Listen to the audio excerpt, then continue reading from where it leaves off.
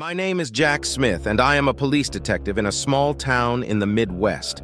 The night it all began, I was on duty, unaware that my life was about to change forever. My attention was drawn to a strange call at the station. The caller was out of breath and asking for help. He claimed to have spotted a suspicious man in his neighborhood who was following him. I would not have paid much attention to this if it had not been for the feeling that something was wrong. I asked the duty officer to send me to the caller's address. When I arrived, I saw that the house was in the shadows and only one window on the second floor was dimly lit. Near the front door stood a man, apparently the caller, named Tom Brown. Tom was alarmed and pointed towards a dark alley. He claimed to have spotted the figure of a man who he thought had been following him for the last few days. We looked around but found nothing suspicious. I took his statement and promised to investigate. The next day, while reviewing the surveillance footage, I noticed a hooded man who had indeed passed by Tom's house several times.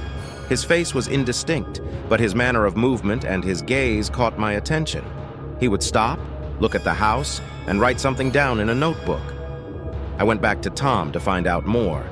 He told me that a few months ago there had been an incident where his car had been broken into, but nothing had been stolen. He hadn't thought much of it at the time, but now, in light of what was happening, it was alarming. I asked him to be vigilant and stay calm. That same night, I got another call. This time, Tom was scared to death. He had seen the hooded man again, and he was standing right in front of his window. When I arrived, no one was there, but there was a cigarette lying on the ground under the window, still warm. It was a sign that someone had been there quite recently. We increased patrols in the area and began searching for the suspect. But all our efforts were in vain. The trail was lost every time we thought we were about to catch him. Tom was becoming more and more paranoid, and it was understandable. I knew he was really in danger. A few days passed when Tom went missing. His wife, Sarah, called me hysterically, telling me that he hadn't returned home after going to the store. We started looking, and a few hours later we found his car on the side of the road. His belongings were inside, but Tom himself was gone. I knew time was against us. We got all the police on our feet and started combing the wooded area next to the road. A few hours later, we found Tom. He was dead, his body mutilated, and the letter K carved into his chest. This was the first victim of the serial killer we were about to encounter. An investigation began that drew me into a whirlpool of terrible events. The killer left no traces. He was like a ghost, but without mysticism. Each of his murders was carefully thought out, and we could not predict who would be the next victim. My task was to catch him before he killed again. Weeks passed, and it seemed the killer was hiding. We continued our investigation, but there was little evidence. I couldn't get the idea out of my head that he was watching us, stalking us like a predator stalks its prey. One night, as I was walking home, I felt like I was being watched. The feeling didn't go away until I walked into the house and closed the door behind me. The next morning, I was woken up by the doorbell. It was Sarah, Tom's wife. She was in a terrible state, crying and saying that someone was calling her at night and saying nothing. I realized that the killer had decided to play a new game with us. We installed a bug on her phone, hoping that it would help us track him down. The wiretapping yielded results. We detected several calls from different numbers, which were registered to fictitious names. In one of the calls, we heard a whisper that was impossible to understand. This was a clear sign that the killer was still playing with us. He was enjoying our helplessness. Soon we received another missing person report. This time it was Jim Harris, a local businessman. His car had been found on a deserted road, just like Tom's. We knew we had little time to find him alive. We began our search from the spot where his car had been found. A few hours later, we found Jim. His body was mutilated, just like Tom's. The letter I was carved into his chest. We now knew it was no accident, and the letters spelled out a word. But what word? And what did it mean? It was a clue, but we needed more information. We checked everyone who might be connected to Jim and Tom, but found nothing. Then I decided to look at old cases that might have similar elements. It turned out that a few years ago, in a neighboring town, there had been a series of murders with similar features. The killer was never caught. I contacted a detective from that town, Michael Johnson. He told me that at the time they had suspicions about one person, but there was not enough evidence. His name was Carl Wallace. He moved to another town after suspicion fell on him. Carl was smart and secretive, and that made him dangerous. We started investigating Carl Wallace. He was clean, no crime, no suspicious activity. But I had a feeling it was him. We put him under surveillance to find out what he was doing. He was living a normal life, working in an office, not arousing suspicion. One night, I decided to follow him after work. Carl got in his car and drove out of town. He stopped at an old, abandoned warehouse. I watched him go inside. A few hours passed, and he came out carrying a heavy bag. I followed him until he returned home. The next day, we decided to search the warehouse. Inside the warehouse, we found a horrific sight. There were the remains of several people murdered with extreme cruelty. Letters were carved into the walls, just like on the bodies of the victims. This was the evidence we needed. We arrested Carl Wallace, but he only grinned, knowing that he had an accomplice to continue his work. Carl Wallace was apprehended and sent to prison, but the feeling that the nightmare was not over yet did not leave me. I knew that he might have had an accomplice.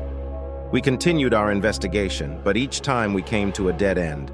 Carl said nothing, and those we questioned either knew nothing or were afraid to speak. One evening, I received an anonymous letter. It contained only one word: midnight. I didn't know what that meant, but I decided to be on guard. At midnight, I went on duty, checking every corner of our city. Suddenly, I noticed a car parked near the old bridge. There was no one inside, but there was a bloody knife on the back seat. I knew it was a trap, but I didn't know who it was for. We increased patrols, but nothing happened until the morning. The next morning, I got a call from Jennifer, Jim Harris' wife. She was in a panic, saying that someone was trying to break into their house. I rushed there. When I arrived, I found Jennifer's door had been forced open. No one was inside, but the smell of blood was in the air. I searched the house and found Jennifer in the basement, tied up and beaten. She was alive, but very scared. We called an ambulance and took her to the hospital. Jennifer said the assailant was wearing a mask and that he knew about Carl. This confirmed my suspicions that Carl had an accomplice. We began checking all of Carl's contacts, but the suspect was still elusive. Jennifer gave a description of the mask, and this could help us in our investigation. We distributed the description of the mask among the residents of the city and began to survey. One of the local residents, Mary, remembered that she had seen a similar mask on her neighbor, Henry. We decided to check this information. Henry turned out to be withdrawn and not very talkative, but we had permission to search his house. We found an arsenal of guns and masks in Henry's house, but there was no evidence linking him to the murders. However, his behavior and the finds in his house were alarming. We decided to continue monitoring him. I couldn't shake the feeling that we were missing something. One night I got a call from my colleague, David. He said he had seen Henry near the old warehouse, the same one where we had found the bodies. I went there immediately. When I arrived, Henry was already leaving, but I managed to follow him to his house. It was strange that he was going back there again. The next day we decided to arrest Henry. When we searched his car, we found another mask and photos of all our victims. That was enough for an arrest. We questioned him, but Henry remained silent. He just looked at us with a cold smile. We realized that this was not the end. We tightened security around Jennifer and other potential victims. But the killer was always one step ahead. Soon we received word of another murder. This time the victim was our colleague, David. He was found in his home, and the letter K was carved into his chest. It was a sign that the game was on. David's death shook us all. It was personal. We knew the killer was in our midst, and he knew our every move. We began reviewing all the files, all the records and conversations to see how he was getting his information. It soon became clear that we had a leak. We conducted an internal investigation and found out that one of our employees was passing information to the killer. It was shocking, but everything pointed to Tim, a young officer who had recently joined our department. His behavior was suspicious, so we decided to check him out. When we started following Tim, he started acting strangely. He would often meet with people we didn't know and would disappear for long periods of time without explanation. We decided to question him. When pressed, Tim admitted that he had been passing information to an unknown person for money, but he didn't know who it was. Tim gave us the phone number he was using. We traced the calls and found out that the number was registered to a front man. It didn't help us much, but we kept looking. Soon, we received another anonymous letter saying that the next victim would be connected to Carl's case. We started checking all of Carl's old cases and found one that caught our attention. It was a missing girl case, Jessica, who worked in the same office as Carl. We decided to find her family and learn more about her disappearance. We contacted Jessica's parents, who told us that she had been in a close relationship with Carl, but had suddenly disappeared. They did not believe that she had simply left, as the official version claimed. We began looking for evidence that Carl might have been involved in her disappearance. We found Jessica's old notebook, which contained notes about her meetings with Carl. This confirmed their connection. We also found several photographs in which Carl was captured with other people we did not know. This could be a clue. In one of the photographs, we recognized one person. It was Tom Brown, the killer's first victim. That tied everything together. Carl and Tom knew each other, and perhaps that was the motive for the murder. We began to look for connections between the other victims and Carl. We soon discovered that all the victims worked in the same area or were connected to Carl through mutual acquaintances. It was a network that we had not noticed before. We realized that the killer was not choosing his victims randomly, but according to a pattern. We decided to act. We set up an ambush and watched the houses of potential victims. Our team was ready at any moment, but the killer was one step ahead again. One night, we received a message about a new murder. The victim was a girl named Emily who worked in the same office as Jessica. At the crime scene, we found another letter A on Emily's chest. It was another sign that the game was going on. We increased the pressure on Carl, but he remained silent. I felt that we were close to a solution, but the killer was cunning and devious. We started checking everyone who worked with Carl and Jessica. One of these people was Michael, Carl's former colleague. He seemed suspicious, so we decided to question him. Michael initially denied his involvement, but under pressure he admitted that he knew about Carl's business and was his accomplice. Michael said that Carl was the ringleader, but he had a whole group of people who helped him with the killings. It was a carefully organized network that had been operating for several years. Michael gave us the names of the rest of the people involved, and we began making arrests. We arrested several people, including several of Carl's colleagues.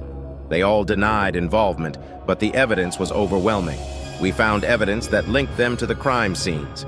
It was the beginning of the end for their gang. Soon, we received another message from the killer. This time, he threatened my family. I realized it was getting personal. We increased security around my house and started looking for a way to catch him. We were running out of time, and we had to act fast. One night, I received a call from an anonymous source. He said he knew who the killer was and was willing to meet me. I agreed to the meeting, realizing that it could be a trap. I took a few colleagues with me and went to the specified location. At the meeting place, a hooded man was waiting for us. He said his name was John and that he was part of Carl's gang, but decided to give them all up to save his life. He gave us information about the last member of the gang who was still at large. We found out that the last member of the gang was hiding in an abandoned house outside the city. We went there immediately. The house was dark and empty, but we knew he was there somewhere. We searched every corner and finally found him in the basement. He was armed and ready to fight. After a fierce shootout, we arrested the last member of the gang. It was the end of a long and terrible journey. We were finally able to break this chain of murders. All suspects were detained, and we could breathe a sigh of relief. I returned home, tired but satisfied. We had done it. We had caught the killer and his accomplices. The city could sleep peacefully again. But deep down, I knew that such nightmares never completely end. I would continue my work to protect people and prevent evil from taking over again. A few months passed and the city began to return to normal. It seemed that the nightmare was finally over. But one night I received an anonymous letter. Inside was only one item, an old photo of Carl with a group of people. On the back was written, "This is not the end yet."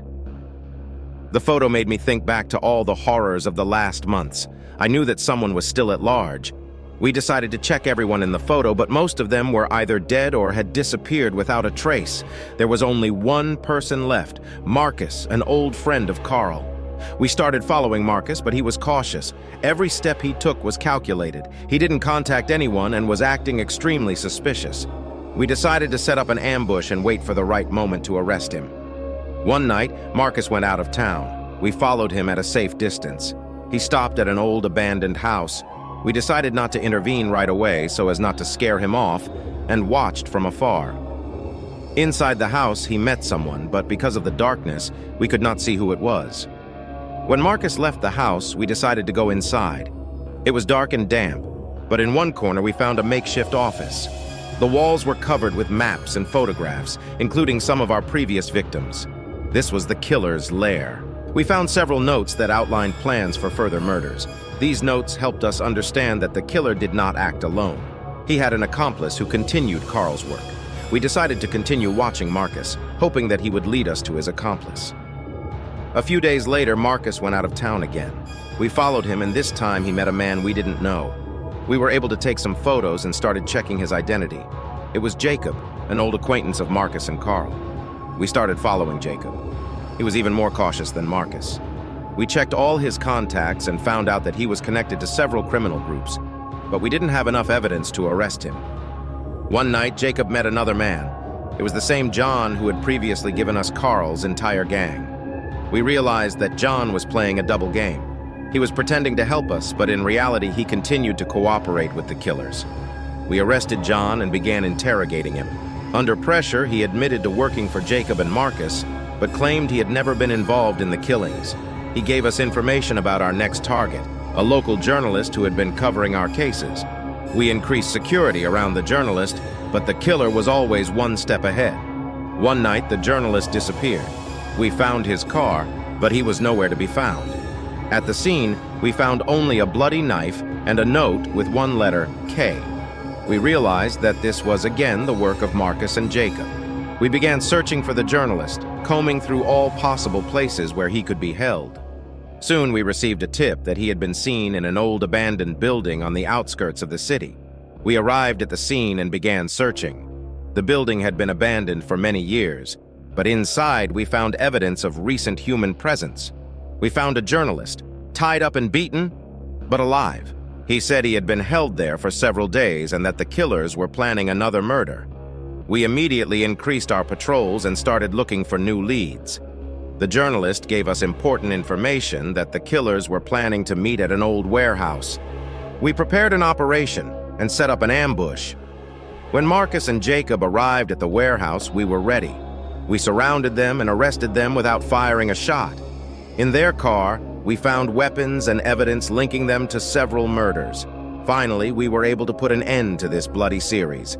Marcus and Jacob were taken into custody, and we began the trial. It was a long and difficult ordeal, but we achieved justice for all the victims. The city could breathe easy again. But even after the arrests, I couldn't shake the feeling that something was still unsolved. I started receiving anonymous threatening letters that made me wary. Someone was still at large, someone who knew all the details of our investigations. I began my own investigation following all possible leads. It turned out that one of our former colleagues, whom we had thought dead, was alive and operating in the shadows. It was Lewis, an old friend of Carl's and one of the smartest people I knew. Lewis was a master of disguise. He could hide in plain sight and remain undetected. We began following him and soon discovered that he was the brains of the entire operation. He controlled everyone from the shadows and planned every move. We realized that catching Lewis would not be easy. He knew all our methods and anticipated our actions. We decided to use his own methods against him. We created false trails and began spreading disinformation to force him to come out of hiding. Soon, Lewis made a mistake. He tried to contact one of his old accomplices, not knowing that he had long been under our control. We tracked him down and set up an ambush. Lewis realized that he was caught, but still tried to resist. After a fierce battle, we arrested Lewis. He was the last link in this chain of murders. We were finally able to put an end to this nightmare. All members of the gang were detained, and the city could breathe a sigh of relief. Several years have passed, and life in the city has returned to normal, but the memory of those terrible events will always remain with me. I will continue my work to prevent such tragedies from happening again. I will always be on guard, protecting my city and my people. Several months had passed since we had arrested Lewis. The city was slowly returning to normal, but I still felt that the threat had not completely disappeared. One morning, I received a call from the chief. He said he had received a threatening letter signed by a familiar alias, Ghost. We knew that the Ghost was someone close to Lewis. The letter spoke of a new round of violence and that the city would be under attack again if we did not release Lewis. It was a serious statement, and we began an investigation to find out who was behind it. We increased Lewis' security in prison, fearing an attempt to free him. At the same time, we began checking all of Lewis' connections to find a possible accomplice. One suspect was his old friend, Sam, who had recently been released from prison on parole. Sam was an IT professional and could organize such a complex operation. We started following him and soon found out that he was in contact with several suspicious people. We got permission to wiretap his phone calls and track his movements. One day, we overheard a suspicious conversation. Sam was talking about some plan and a party that was going to take place in an old warehouse on the outskirts of town. We decided to set up an ambush and prevent a possible crime. When Sam arrived at the warehouse, we were ready. He met with several people and we waited for the right moment to arrest him. During the search of the warehouse, we found weapons and plans to attack the prison where Lewis was being held. This confirmed our suspicions. Sam and his accomplices were arrested. We interrogated them and found out that they were planning a large-scale attack to free Lewis and start a new wave of killings.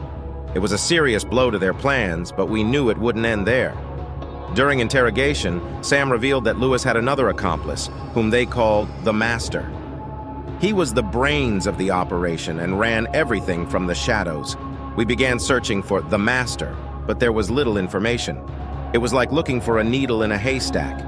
We checked all possible traces and contacts of Lewis, but we could not find anything concrete. One night I received an anonymous message on my phone. It said that the Master was living among us and that he knew our every move. It was threatening and alarming. We increased security measures and began checking all police and prison employees to eliminate the possibility of information leakage. Soon, we identified one suspicious person, Mark, who worked in the technical department. He had access to all our data. We started following Mark and soon found out that he was indeed passing information to an unknown person. We decided to search his house and found a lot of evidence confirming his connection to Lewis and the Master. This was a major breakthrough in the investigation. Mark was arrested and began to cooperate with us. He revealed that the Master was a former military strategist named Victor, who used his skills to organize criminal activities. Victor was very careful and always remained in the shadows. We started looking for Victor, checking all possible places of his stay. Soon we received a tip that he was hiding in an abandoned house outside the city. We decided to act immediately and organized an operation to capture him. When we arrived at the scene, Victor attempted to escape, but we managed to detain him. In his hideout, we found evidence linking him to the planning of all the previous crimes. Victor was arrested and taken to prison. Interrogating Victor was difficult. He was an experienced manipulator and tried to confuse us, but eventually he started talking. He told us about his plans and how he controlled the actions of Lewis and his gang. This was important evidence that helped us complete the investigation. Victor and all his accomplices were convicted and sentenced to long prison terms. The city could finally breathe a sigh of relief. But I knew my work was not yet done. There would always be those who wanted to repeat these horrors. Several years passed. The city became a calmer and safer place. But I always remained vigilant, knowing that evil could return at any moment. I continued to work, protecting my city and its people. One morning, I received an email from a former colleague. He wrote that there were messages on a darknet forum about someone looking for information about our investigations. This was a warning sign, so we started investigating. We found out that the forum was discussing the cases of Lewis and Victor, and that someone was planning to continue their case. This was a serious threat, and we began tracking down anyone who might be involved in these discussions. We soon found several suspicious accounts associated with the forum. One of them belonged to a man named Alex, who lived in our city. We started following him and found out that he was really interested in our investigations. We searched Alex's house and found a lot of material on Lewis and Victor. There were photos, notes, and plans that he was going to implement. Alex was arrested and we began interrogating him. Alex turned out to be a fanatic who admired Lewis and Victor. He planned to continue their work and organize more murders. We were able to stop his plans, but it was a serious signal that the threat still exists. We tightened our security measures and began monitoring anyone who might be connected to Alex. It was difficult but necessary to prevent further crimes. I knew my job would never be completely over. One night I received a call from a colleague. He said he had received an anonymous threatening message. We started investigating and found out that it was a person who had previously been in contact with Alex. We started following him. We found out that this man, named Dan, was a close friend of Alex. He also shared his views and planned to continue the work of Lewis and Victor. We decided to arrest him before he could do anything. Dan was arrested at his home. We found plans for more murders and evidence of his connection to Alex. He began to cooperate with us and gave us information about other possible accomplices. This was an important step in our investigation. We began arresting everyone we could identify thanks to Dan's information. It was a difficult and dangerous case, but we were able to prevent further. Several months passed, and life in the city returned to normal, but I always remained vigilant, knowing that the threat could reappear. I continued my work protecting the city and its inhabitants. One day I received a letter from one of the prisoners. He wrote that they were preparing an escape plan in prison and that someone from outside was helping them. This was a serious threat, and we started checking all the prisoners' contacts. Part 103. We found out that one of the prison guards had been bribed and was going to help the prisoners escape. We immediately arrested him and prevented the escape. This was an important step in securing the city. Following this incident, we increased security measures in the prison and began checking all employees. This was necessary to prevent further escape attempts and maintain peace in the city. Several years passed, and life in the city became calmer. We were able to prevent many crimes and ensure the safety of residents. But I always remained vigilant, knowing that the threat could reappear. Life in the city went on as usual, and it seemed that the nightmare was behind us. However, one day I received an unexpected call. On the other end of the line was John, the same informant who once helped us expose the Lewis gang. He told me that there were rumors in the prison about a new leader who planned to take control of the remaining criminal groups. We began investigating and discovered that there was indeed a new kingpin in the prison named Raymond. He had connections to Lewis and Victor and was now seeking to continue their legacy. We tightened security around key facilities and began monitoring Raymond's every move. Raymond was smart and careful. He knew how to cover his tracks and avoid attention. We realized we would need new tactics to catch him. We planted our man in his circle to get more information. Soon, our informant reported that Raymond was planning to organize a prison break. This was a serious threat, and we began preparing to prevent this escape. We increased security and developed a contingency plan. One night, we received a signal from our informant. Raymond and his men began to implement their plan. We immediately went to the prison and began an operation to prevent the escape. It was a tense night, but we were able to prevent their attempt. Raymond was arrested and transferred to a maximum security prison. We knew that this was a temporary measure and that he would look for new ways to continue his activities. We continued to monitor his connections and contacts. We found out that Raymond had connections outside of prison. He was in contact with people who helped him coordinate his actions. We began investigating and soon found one of his key accomplices named Andrew. Andrew was a logistics professional who helped organize the supply of weapons and other resources for Raymond's gang. We began following him and soon discovered that he was preparing a major arms smuggling operation. We set up an ambush and managed to catch Andrew red-handed. He was arrested and began to cooperate with us, providing important information about Raymond's plans. This was an important step in our investigation, but the threat still remained. Soon, we received information about a new person in Raymond's entourage, Jason. He was a former military man and an explosives expert.